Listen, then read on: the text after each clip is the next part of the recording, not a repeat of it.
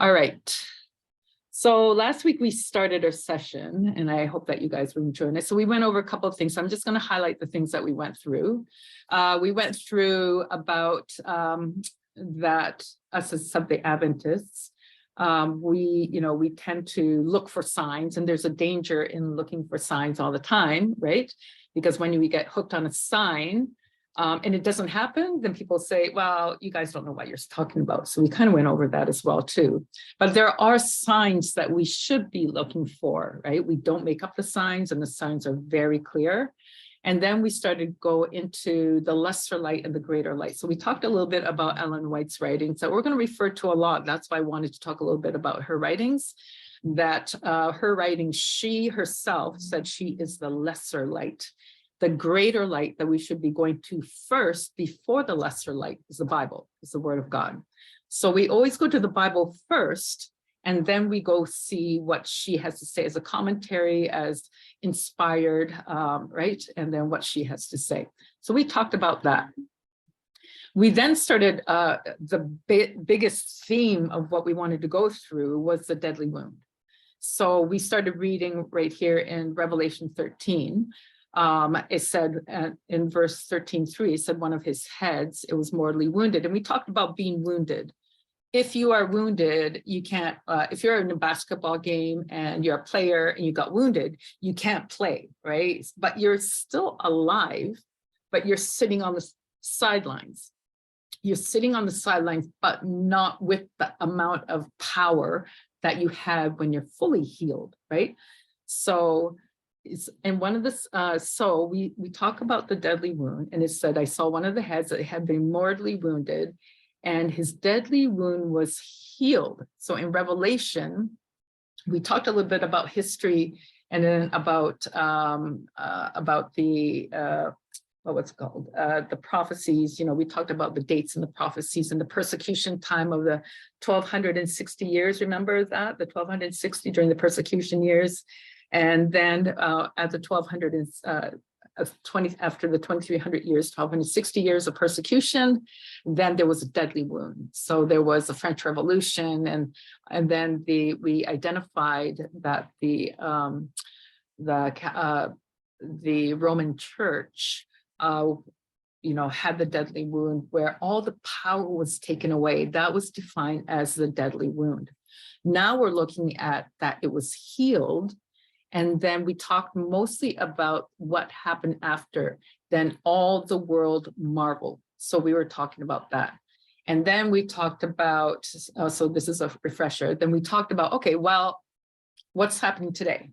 Is all the world following the Roman Church right now? No, right? You got the atheists, you have the Muslims, you have the Hindus, you have all of these people that are not currently, they don't care about what the Pope says. If the Pope says, we're going to start worshiping on Sunday, the atheist isn't going to say, oh, well, the Pope said that, so now we're going to start worshiping God. No, they're not going to do that. We're not going to have other religions saying the same thing, saying, oh, the Pope said this. So the whole world is not marveling at one thing. They're not on the same page. We talked about, the COVID's not bringing the world together. The masks aren't bringing the world together.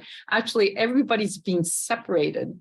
The atheists, Muslims, radical Muslim, Buddhists, New Agers, left and right, everybody's on a different page, right? So the wound is not healed yet. So this is what we talked about last week. So I hope that I brought you guys up to date.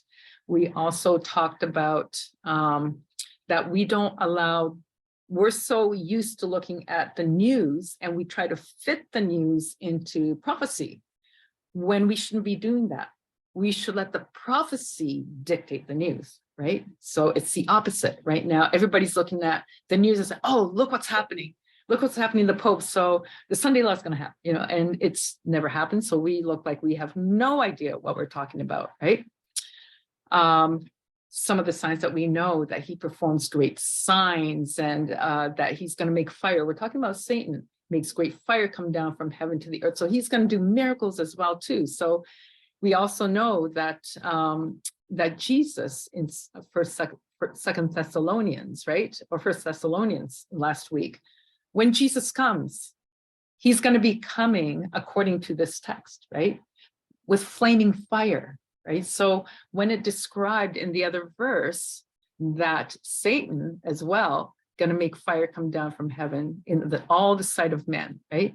They say the 2 Corinthians, and no wonder, for Satan himself transforms himself into an angel of light.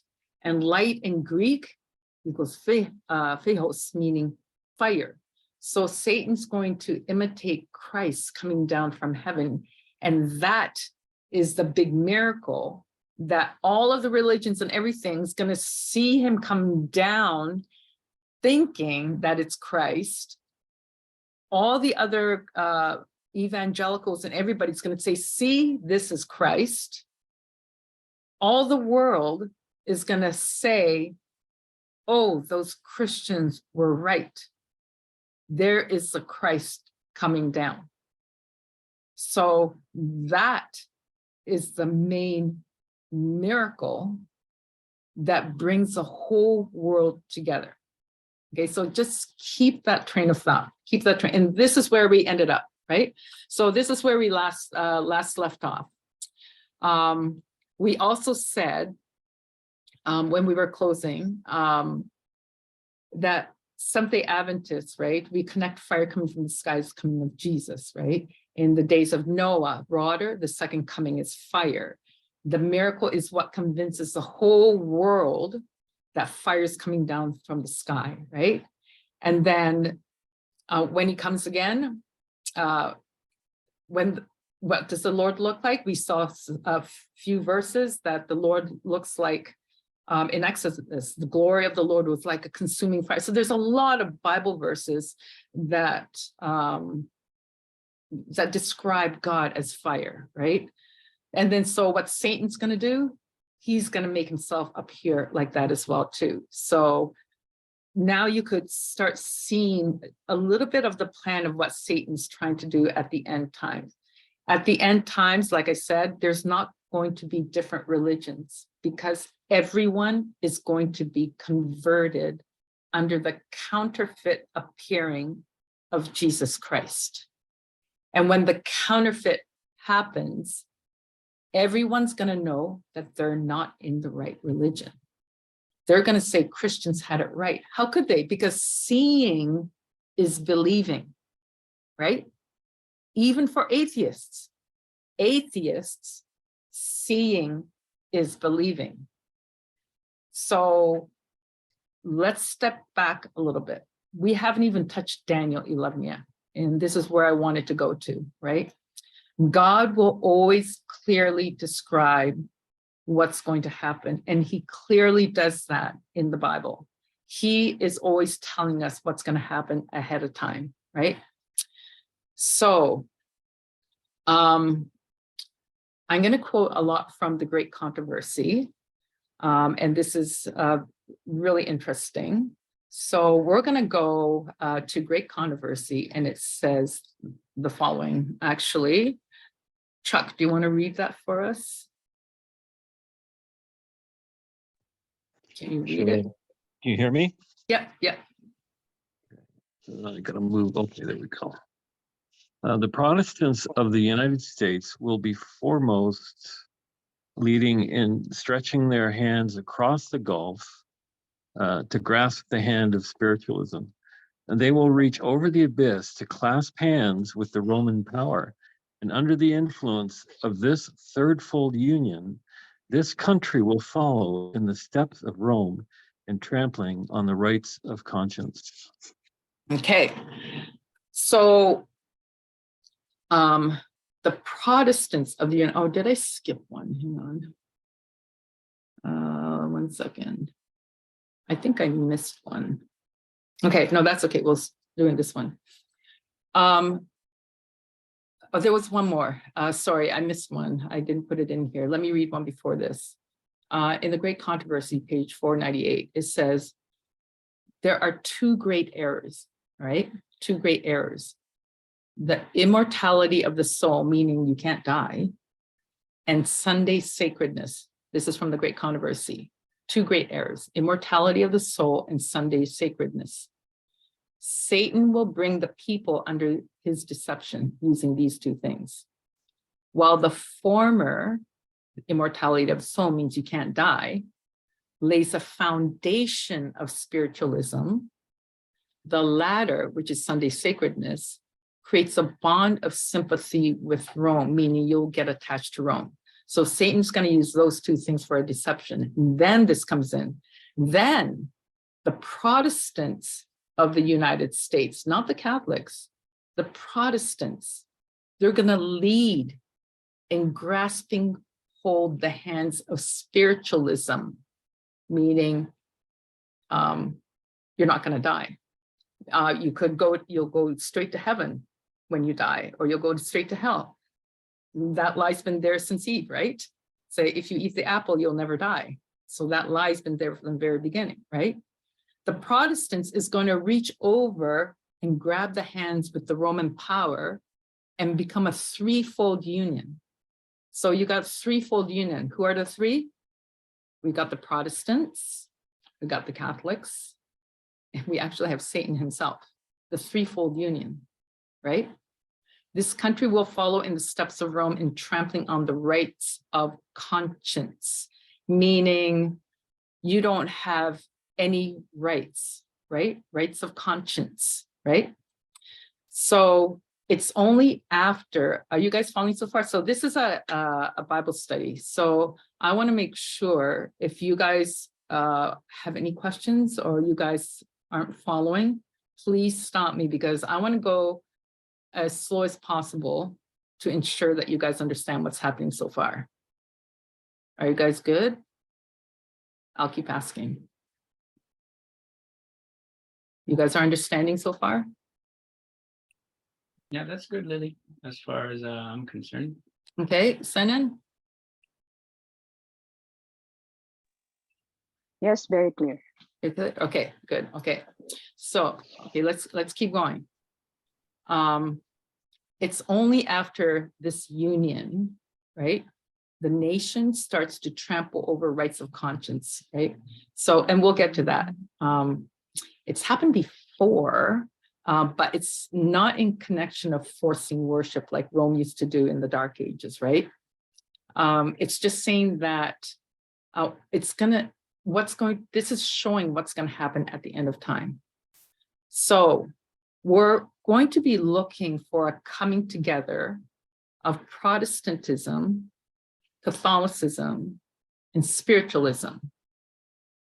And all of these things are going to start bringing the whole world together. All right, just keep that in mind. Okay, and it's going to be a big deception. So, is the coming together the healing of the deadly wound? Well, let's see. When Protestants starts holding hands with spiritualism and Catholicism, that's when the deadly wound is healed, because that's when an image is going to be set up, and then the whole world wonders after the beast. Remember in Revelation, it says, once the deadly wound is healed, they will create an image, and the whole world is going to follow that image.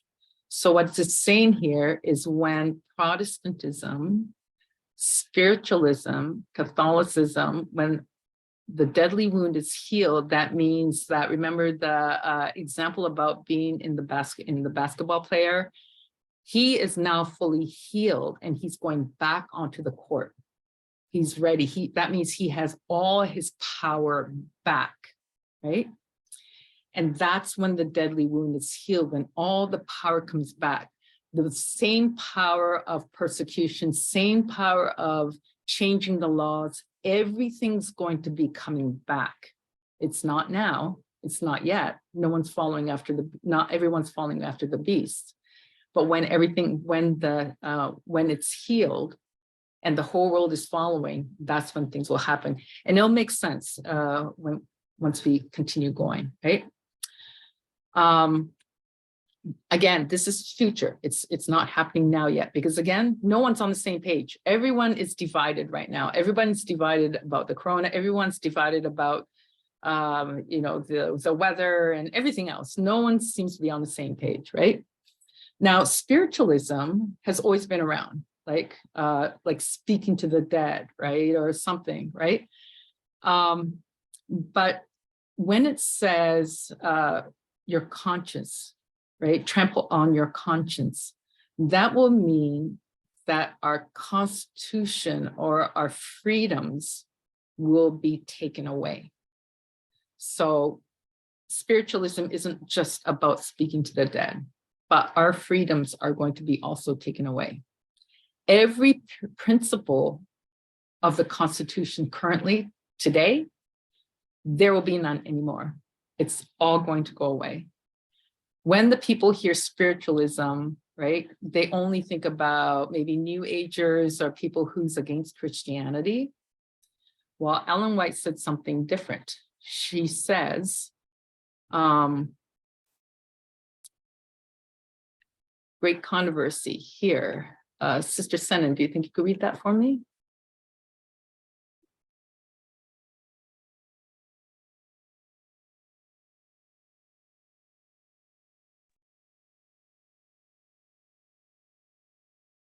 Oh, I think you're on mute. Spiritualism more closely imitates the nominal Christianity of the day. It has greater power to deceive and ensnare. Satan himself is converted after the modern order of things. He will appear in the character of an angel of light. Okay, so basically Ellen White is equating spiritualism as Satan appearing as the angel of light. So if spiritualism is Satan appearing as the angel of light, remember the threefold union? It was Protestantism, spiritualism, and Catholicism, right? So these three things, so we got Protestantism, and if the spiritualism is Satan himself coming as Christ, that's Satan. And the third is Catholicism. When all three are together, right, they are the threefold union, right? And then it also continues. Sister, do you want to keep reading to the next one? Through the agency of spiritualism, miracles will be wrought, the sick will be healed, and many undeniable wonders will be performed. And as the spirits of the supposed dead will profess or affirm faith in the Bible and manifest respect for the institutions of the church, their work will be accepted as a manifestation, sign of divine power. Okay, so through the agency of spiritualism, right? It's when Satan comes as Christ, miracles, there's going to be tons of miracles. The sick are going to be healed, right? Lots of wonders. That's why they said even the elect will be deceived, right? And notice here where it says, as the spirits, the things in bracket I put in red, right? I'm the one that added it. She said, as the spirits, meaning spirits that's supposed to be dead. So your dead loved ones are going to be coming up out of nowhere. So like my mother, right? Or my brother, or people who are dead, they're going to be popping up everywhere. We're going to be in the spiritual realm, and they're going to come and say, listen, we were wrong. Seventh-day Adventists were wrong. You know, this is a true Christ. Listen to him, right? The spirits are going to profess faith in the Bible, right? And manifest respect for the institution of the church, right? Their work is going to be accepted as a sign of divine power. So people start seeing that and say, oh yeah, you know what, they're right, right? Could you imagine some people who lost their spouse, they're in agony, and all of a sudden they see their spouse and they say, you know, I've been to heaven and I've seen Jesus and he told me that, you know, this is him, right? Like there's going to be such a great deception. And it's not, and they're going to say, yeah, they were right. You know, we need to worship on Sunday. We were wrong about that. It would be any day that we could worship. All of these things they're going to be saying, but they're not your relatives. They're Satan's spirits disguised again as a deception to deceive as many as they can. That's what they're saying, right? It's not going to be once, you know, you hear about these ghost stories of, you know, there's this ghost over here, or somebody came to visit or something like that, right? It's not going to be like that. It's going to be a spirit-filled world. We're going to be seeing another dimension of what's actually happening, because it's actually happening right now. We just can't see it. But the veil is going to be closed when Satan comes. You're going to see a lot of things that you can't make this stuff up. It's, you know, it sounds crazy, but it's true. This is what's going to be happening because it's what's happening around us that we just can't see it, right? It's going to be such a sudden event. Fire from the sky. And at that moment, when Satan is imitating the coming of Christ, what happens at the second coming of Christ? What happens when Christ comes for real? The dead are raised, right? In the same way, when Satan imitates Christ, he's going to be using his spirits, pretending the dead are raised. Many people are going to get confused, right? Because one of the things about the Great Controversy, right? There's a little bit of confusion in the Great Controversy because people think that it's in chronological order. That means they think that it's supposed to go one after another, chapter after another, but it's not, especially chapters 36 to 40, right? The Great Controversy is written in the same principle of the book of Daniel. It's repeat and enlarge, meaning it repeats what it said before, and it's going to add more detail. It's going to continue to add more detail, right? So every chapter, she's going through the same thing, but she's adding more in detail than the chapter before. That's what Daniel did as well too, right? So people think that the Sunday law doesn't happen until this. Then Satan doesn't appear after chapter 40, right? Where I'm quoting is still in chapter 36, and she's already talking about Satan coming as an angel of light. So this kind of shows you it's not in chronological order, but people are taking it in some order and they get confused of when things are supposed to happen. So this makes it a little bit more clear for people to know that it's not in chronological order. She's saying what's going to happen. Then as she writes a chapter, she's adding more description, and more description. So just want to make sure that while we're reading, like we're going to be going through the Great Controversy later on, possibly next year, and we're going to get to this. I want you to remember that so you're not confused that, you know, these chapters especially doesn't go in an order. She's just repeating and enlarging, right? Right. So, let's see. We're going to be in the atmosphere where multiple spirits are going to be around. It says here, the line of distinction. Oh, it's not here. Sorry, I missed one. The line of distinction between professed Christians and ungodly is hardly distinguishable, meaning you're not going to be able to tell between those who follow Christ and those who don't follow Christ. You're not even going to be told. There's not going to be hardly anything distinguishable, right? Church members love what the world loves, and right, people are joining with them. This is at the end of time. Right now, you know, if you think about it, have you heard some of the Christian songs out there in the media right now? I've been trying to find good Christian music to listen to, and I'm telling you, I can't tell if it's Christian music or not. The music sounds completely worldly, except for maybe a couple of the words, right? It says at the end time, you're not going to be able to tell between a Christian and a non-Christian. And that's what's happening right now, right? People are confused. It's very confusing, right? Satan is working to move everyone towards spiritualism. If you look at the media today, all these TV programs are geared by Satan, right? Behind the scenes. You got everything from vampires and werewolves and people, you know, the superheroes, they could never die, right? You got the Thor, the gods or whatever, right?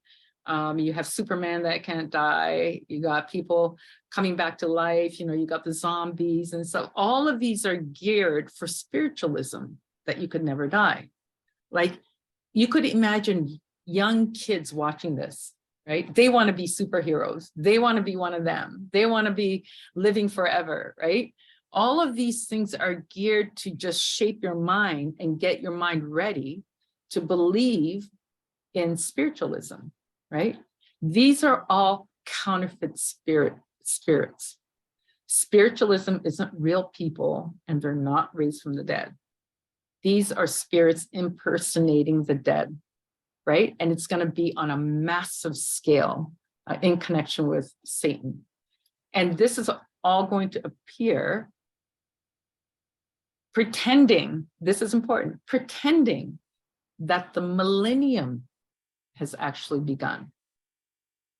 So remember I said, us Seventh-day Adventists, what do we look for? So when I asked Seventh-day Adventists, how do you know that it's going to be Christ? And, you know, it says the elect will be deceived. They said, oh, I know that because in the Bible, it says Jesus's feet won't touch the ground, right? I mentioned that last week. And in Jeremiah, it says his feet will touch the Mount of Olives, right? But if you read carefully, and if you understand the Bible and study, what Jeremiah was talking about, I think what Jeremiah was talking about was this was after the millennium, after the 1,000 years. When Satan comes, he's basically immediately saying, this is the part of the millennium that he has come.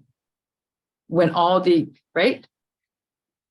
So these are the really slight deceptions that the spirits are going to be using, going to people saying, you know what, we read the Bible wrong.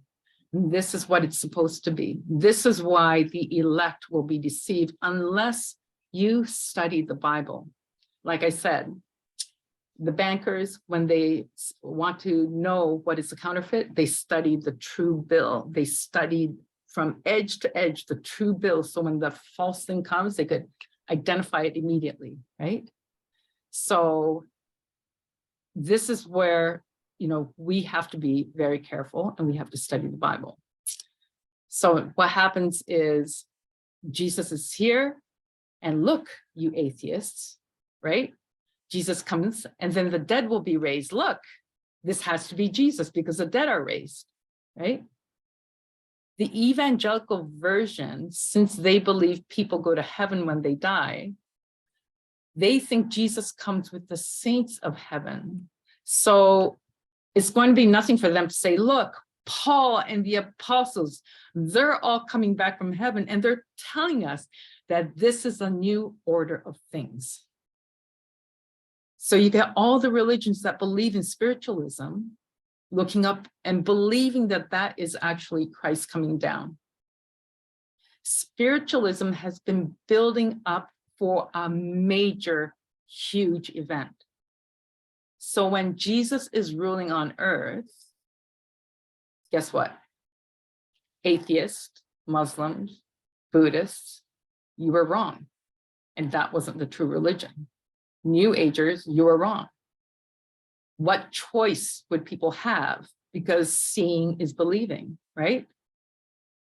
Not only Jesus, but the spirits. They're all saying, yep, these are my people. And then they're starting to pronounce blessings on who? The beast from the earth and the beast of the sea, which we'll get to.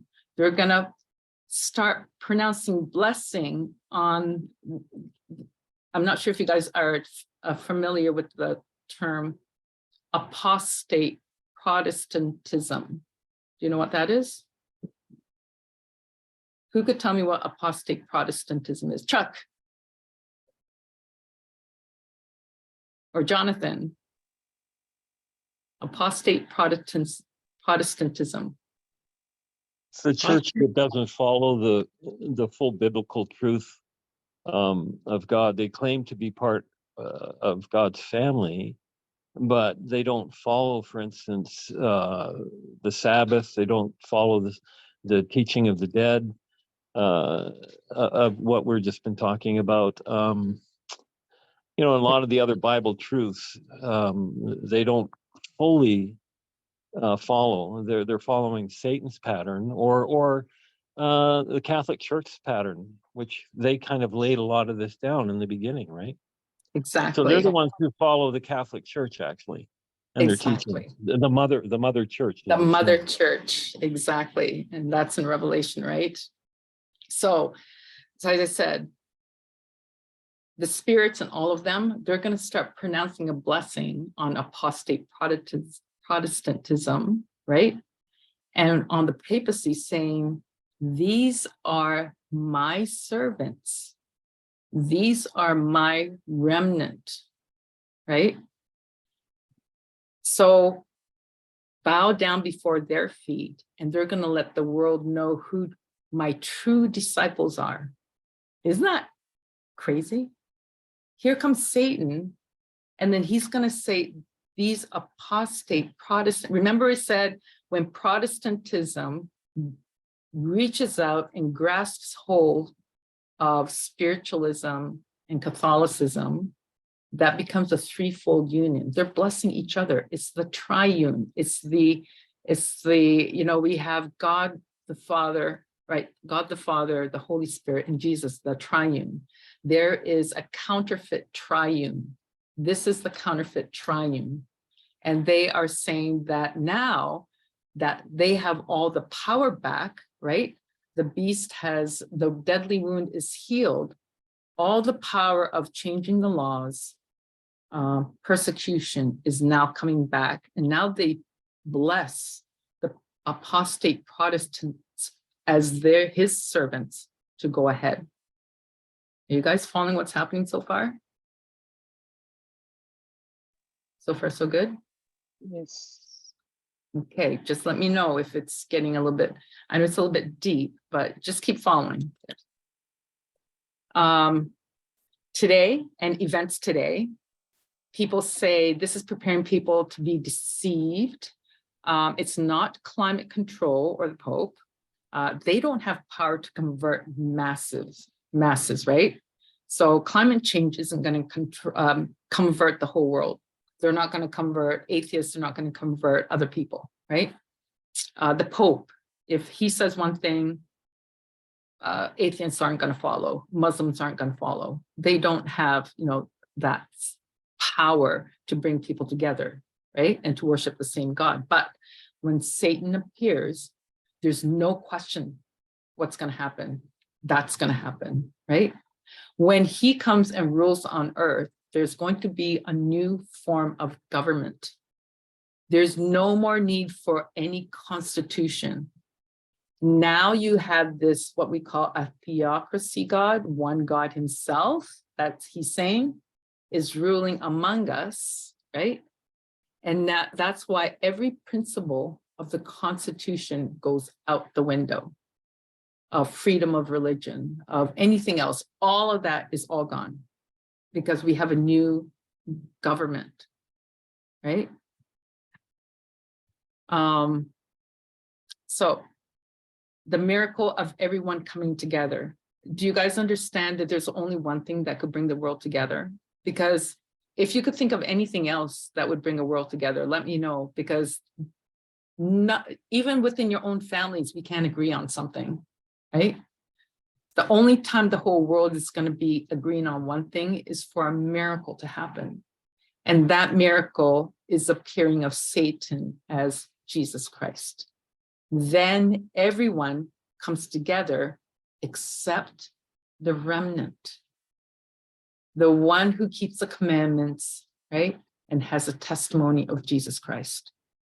Those are the only ones who will be against them, which is kind of, I'm kind of telling you what's going to be happening, because if the apostate Protestants is going to be the servants and given the power, you know who's going to start persecuting, right? So the interesting thing is right now in the world, you know, when Donald Trump and everything else is happening in the world, right? And currently, people are saying, oh, you know what, we got to move to the US because you got good Christian who stands up for Christian rights. You hear that? You hear people that is standing up for, you know, they say that they're standing up for their church, they're standing up for Christ, and they're against what the government is saying because that's not what, you know, the Bible says. And they seem to be amazing, right? Standing up for truth, right? But those beautiful people, and God bless them, right? That unfortunately some are deceived. Those are the same people who are so passionate about being right, that when they think that Satan is right, who do you think is going to start persecuting?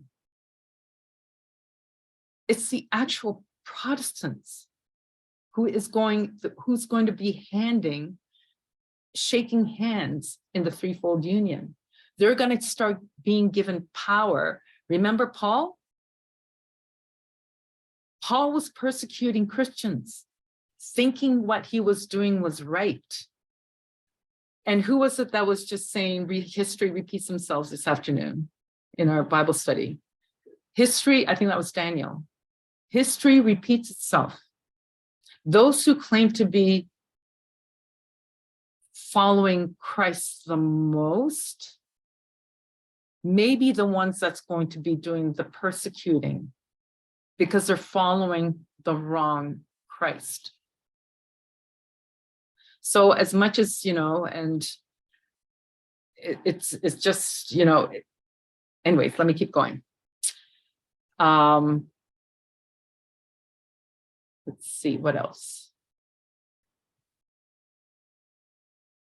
The Protestants, and this one, the Protestants, having cast away the shield of truth, will also be deluded. So will be, meaning it hasn't happened yet. It's going to be in the future, right? Papists, Protestants, worldlings being people of the world, atheists, will alike accept the form of godliness without the power, and they will see in this union a grand movement for the conversion of the world and the ushering in of a long expected millennium. This isn't a great controversy, right? This is what's going to be happening in the future. It's that the Protestants, they're going to be so deluded, right? And they think, just like Paul did, that they believe what they're doing is right. And then they see this huge movement of one world power in a sense, right? And it's one world power, but it's been led by Satan, right? And then they're going to be, Can I yes, just question? yes. So who is going to, before Jesus comes, right? You said Satan will be the one to rule, Yes, right? yeah. So, and there will only be one government. yes. So who is going to do that? Is it America or the Roman Catholic or whatever? I don't know. How will So- Satan, like, you know, he will Yep. be he will be impersonated by the Roman Catholic or the Protestant? No, it's Satan. I'm confused. Okay, Satan so, himself? yes. So I'm glad you asked that question. So So- Satan himself is going to come down like fire, saying, I am Christ. Okay. Then you're going to have. But Yeah. then you said that you know that it's a false Satan because not everybody will be saying him, right? Because that is what we are learning, that like miracles will happen, like Satan will come down, but you know Yes. it's a false Satan because not everybody is going to see him. It will just be in one part, right, Now, of the world.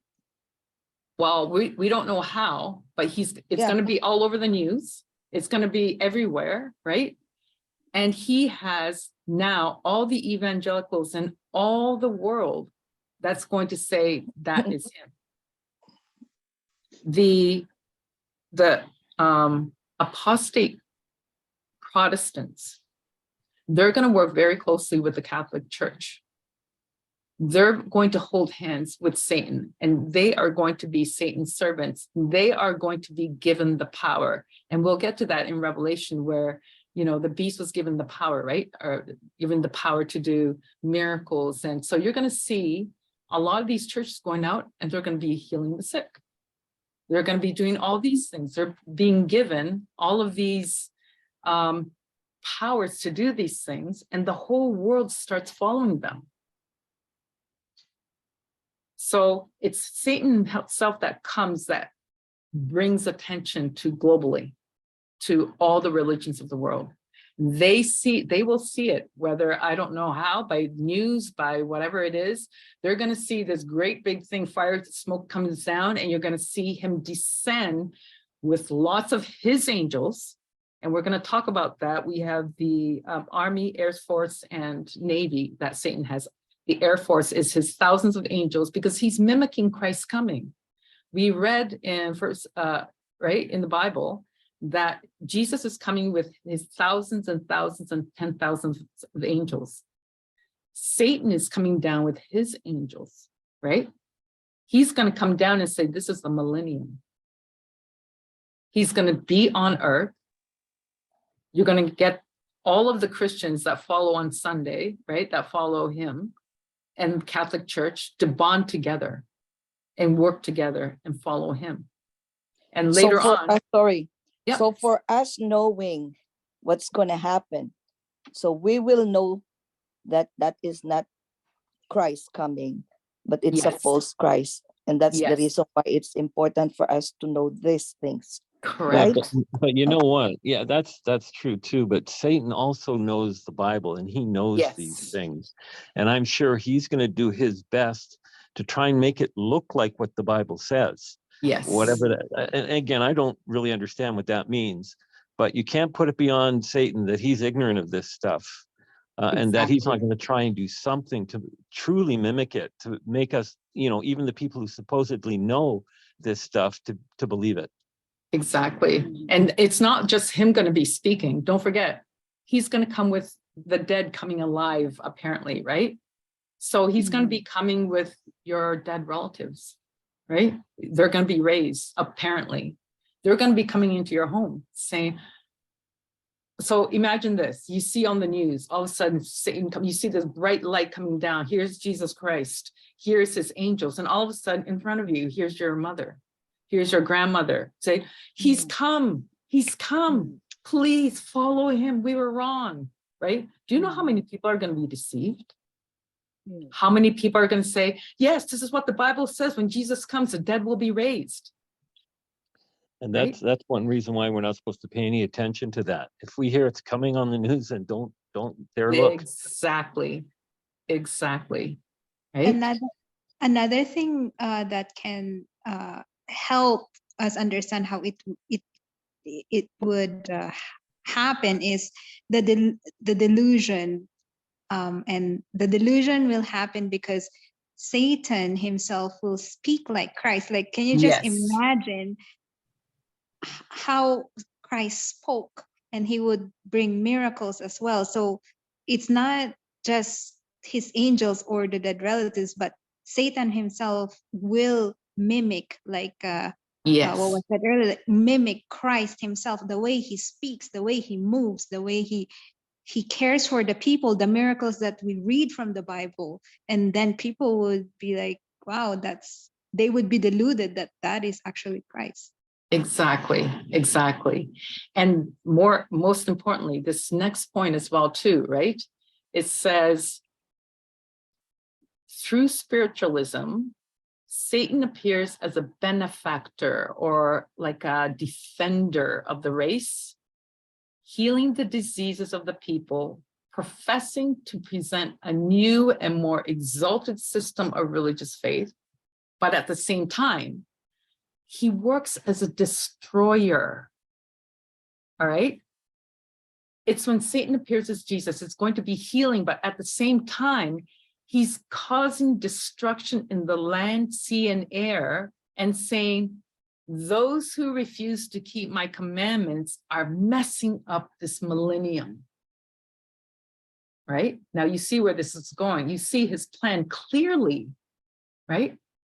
He's coming down and he's going to be showing, like Joyce said, he's going to be talking like Christ, healing and everything at the same time. He's causing disaster. Say, okay, wait a minute, you know, there's people who's not following me.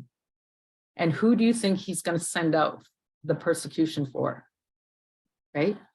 Satan has been preparing this for a long, long time to deceive this world.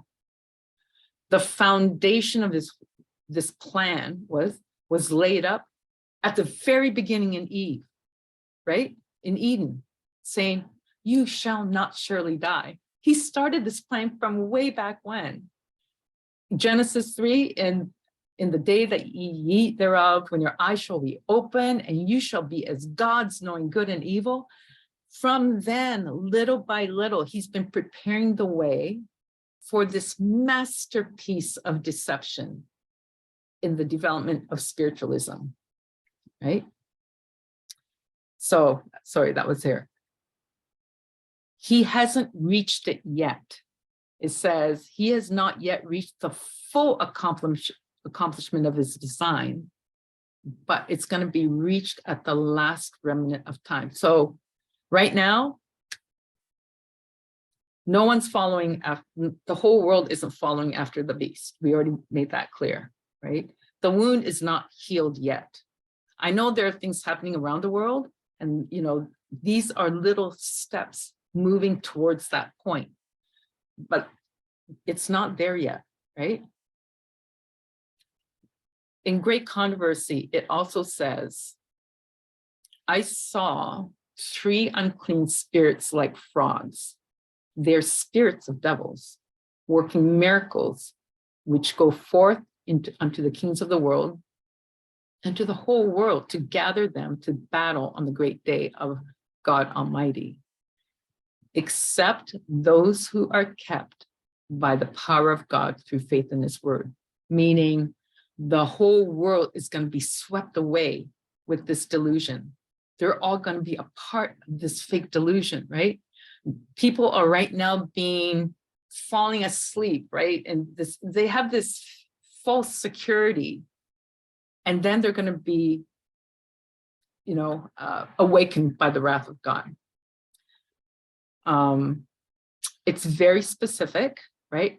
And it doesn't happen gradually. That's why it happens all of a sudden. That's why, remember, it says things are going to happen very quickly. It's going to happen so fast. Could you imagine? Let's say tomorrow, you look out the window or you look at the news and all of a sudden you see this fire coming down and it says, it's Christ. Things are going to happen so fast. This is why Jesus said, be prepared, right? You have to be prepared. It's going to be overwhelming that it caught the 10 virgins off guard. They were all sleeping, right? But since we're so engrossed in today of the signs, what signs next? What signs next? We're starting to make our own signs when there isn't any signs yet. This is leading to a lot of confusion within our own church. When is the last time you heard a preacher preach about the counterfeit appearing of Satan? You haven't heard that. We haven't heard that for a long time. I think the last time was when I did that sermon on the prophecy, but you don't hear that very often, right? When's the last time they directed you to the verse that points out to Ellen White that calls the overmastering delusion the final act? And we're still not preaching about this. This is why I wanted to do 2023. This is why I wanted to do this workshop. I wanted to go through this with you because right now there isn't very much out there. There isn't very many people preaching about it when all of this should be preached. All of this should be known by us Seventh-day Adventists. All of this should be known so we're prepared when that happens, right? No one's talking about the appearing of Satan. I haven't heard that in a long, long time. People think that this is going to happen after the time of probation. It's not. He's going to appear to deceive the very elect that if there's still an opportunity for them to be deceived, he's going to deceive them. So if it's a final test, right, then who's being tested, the wicked or the righteous? The wicked already know that they're what they're doing, right? It's the righteous that are being tested. It's the Job situation, right? It's like Satan is saying, if you give me a chance to deceive your people in any way that I can, I bet I can get them to bow down to me. This is Job's situation, right? So when Satan comes, it's not after probation, it's before. There's going to be, and I'll talk to you, there's going to be 2 times of trouble that's coming, not one, there's 2. And I mentioned that before. But this is a situation where when we start talking about the wheat are shifted, right? There's going to be a separation. There's only going to be 2 religions, right? The reason why the 10 virgins were all sleeping to this event, because there was no sign for when Satan appears. It's not like a year from now. So everyone will be caught off guard. But as long as we're preaching it, some of us will be expecting it. So if we're God's remnant, we should be expecting it. We should understand what's happening. When Jesus said, when you see, and this is a whole new study, I'm not going to get into it right now. When you see the abomination of desolation stand in the holy place. And this was the sermon that I did. I went way too fast in it. You know, I try to fit everything into it, and I think I lost a lot of you. So this is why I want to go slowly into it. We're talking about the King of the North and the King of the South, and I'm going to go through that with you guys slowly so you guys understand it, right? But that's what we're going to get into. Oh, I think I'm late. I think we're late for our board meeting, isn't it? Okay, so let me just recap. The deadly wound wasn't healed in 1929. It wasn't 1989 when communists fell. These are just markers. Persecution happens because Satan has been given the power to the beast, right? Satan's going to appear as an angel of light, and then it's going to deceive the whole world, and that's a miracle. And he's going to return in a fashion the same way Jesus is coming, and he's going to bring all his angels coming with him. And then I'll get to these 3 unclean spirits, but this is where I'm going to stop right now. But I hope I still have you guys. Let me know if you're lost, like ask the questions if you don't understand, because this is so important, right? Sorry, Sunny, you got your hand up? No, because Tomoko left a message. It's time for a board meeting. Okay, for board meeting. All right, so let's close with the word of prayer. Let me know again, you guys, if you still have questions. I know it's a lot to absorb. I'm trying to go as slowly as I can, but I hope you're following. And we'll continue next. Oh no, not next week. Next week we have shelter run, unless we do it after. But I don't think we're going to be back on time. So in 2 weeks, we're going to continue. All right. Let's close with a word of prayer. Dearest gracious loving Father in heaven, thank you again for allowing us to come together to study your word and to study about what's to come. We need to be prepared, Lord, and we ask for your guidance in helping us open our eyes to see, and that we could share this message to others, Lord. Thank you for the opportunity to come together, and I pray that we absorb what we learned today and help us to be able to have questions so that we could understand clearly and we could relay the message to others as well. Thank you, Lord, for this time we have. In Jesus' holy name, amen. Thank you, Amen. everyone. Thank you, sis. you. And then we'll talk to Thank you you. in a couple of weeks. Thank And you. Thank you for joining. Have a good week. You too. All right, bye.